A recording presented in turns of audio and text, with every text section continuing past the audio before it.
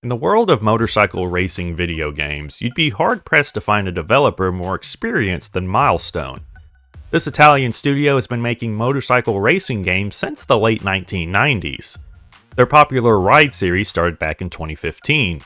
Now, the latest entry in the series, Ride 5, is out and available exclusively on current generation consoles and PCs.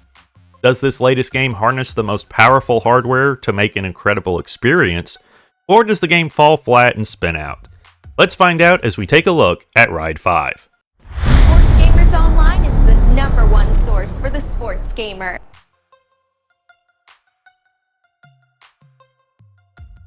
Up front, racing in Ride 5 can be very challenging. This is to be expected as the game is trying to be a true-to-life simulation.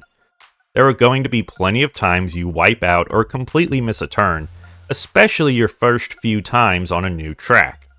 This means that when you do finally nail that turn and accelerate out of it past your opponents, it's an incredibly exhilarating and satisfying experience. The realism of the gameplay is what makes the game so much fun.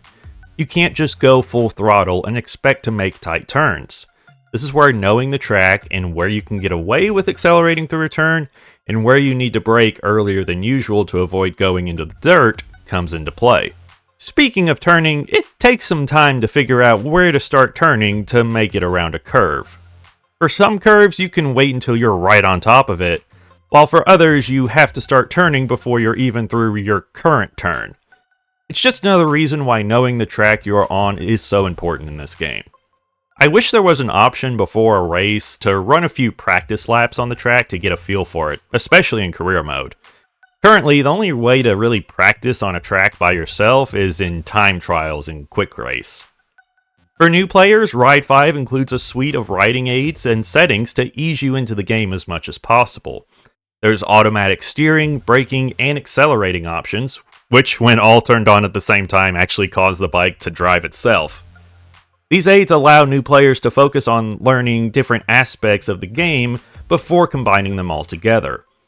There are also cornering and brake input modulation aids, which help users brake and turn while keeping control of their bike. One aid I wish worked a little better is the ideal trajectory aid. This shows the best path for you to follow as you go around the track. However, this seems to only work properly on some of the tracks. On the ones where it works, it's amazing. It shows me exactly where to go and when to slow down and start my turn. However, on some tracks it needs some tuning. There'll be times when it tells me to start slowing down when I should be accelerating, and vice versa. It's hard to know when I should listen to what it's telling me and when I should ignore it.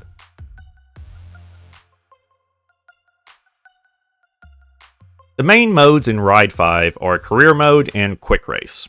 Quick Race is as you would expect. You can choose between regular races, time trials, or endurance races. Local split-screen co-op also returns this year, so you can play with your family and friends on the same console. Career Mode is where you will spend the majority of your time in Ride 5. The mode begins with rider customization. From helmets to suits to gloves, there are tons of options from several brands that you can purchase to kit out your rider. Everything you purchase in this game is done using credits, which can only be earned through gameplay. When I first loaded into the game and saw the credits icon, I assumed there would be an option to purchase credits for real money. However, this turns out not to be the case. Monetization in this game seems to be very reasonable. There are a handful of bike packs in the store that you can purchase for about $2 each, along with an optional $40 season pass, which includes new tracks, new bikes, and a multiplier to the credits you earn in the game.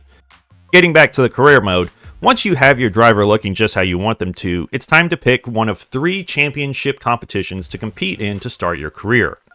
Career mode is comprised of 4 acts. Each act has a set of primary and secondary events.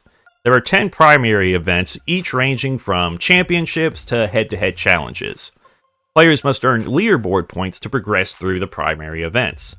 Once you earn enough points, the next primary event will unlock. Once you've cleared all the primary events in one act, the primary events for the next act will unlock. If you score high enough in the corresponding primary event, you will also unlock that event's secondary event. These events present unique challenges with higher entry fees and much higher rewards. There is also a race creator mode where you can compete in a race other people have created with custom rule sets, weather, and more. However, it looks like the online component of this mode isn't available yet, which makes it almost the same as Quick Race for the time being.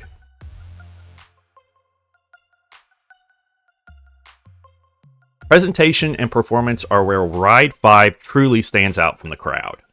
Performance-wise, I reviewed this game on a PlayStation 5 and did not experience any bugs or performance issues. The game ran at a silky smooth frame rate the entire time. The audio and visual design in Ride 5 is nothing short of phenomenal. The new 3D cloud and dynamic weather systems work together beautifully. You can start a race looking at a sunset bouncing off some light clouds and a beautiful swirl of colors, and finish it in pitch black darkness while fighting off a torrential downpour. The lighting and shadows coming from the riders also look incredibly realistic.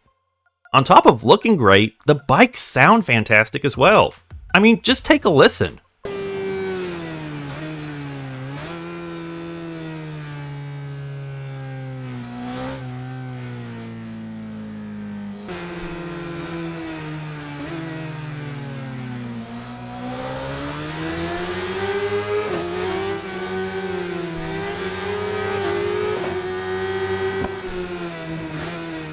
The sound of the bike accelerating in the straightaway or idling as you slow down around a curve makes driving much more satisfying.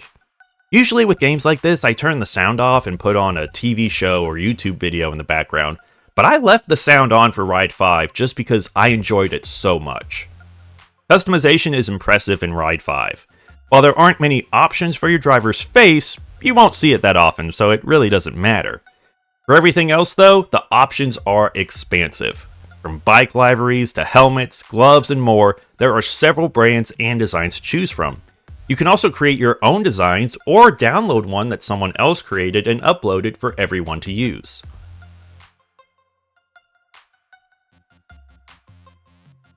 When it comes to accurately simulating motorcycle racing, Ride 5 is the top of the top. The game is incredibly realistic both in its gameplay and its design. The game looks, sounds, feels, and plays just how you would expect an actual motorcycle race to. While this is great for hardcore racing sim fans, I do question if there's enough here for newcomers to the series and genre.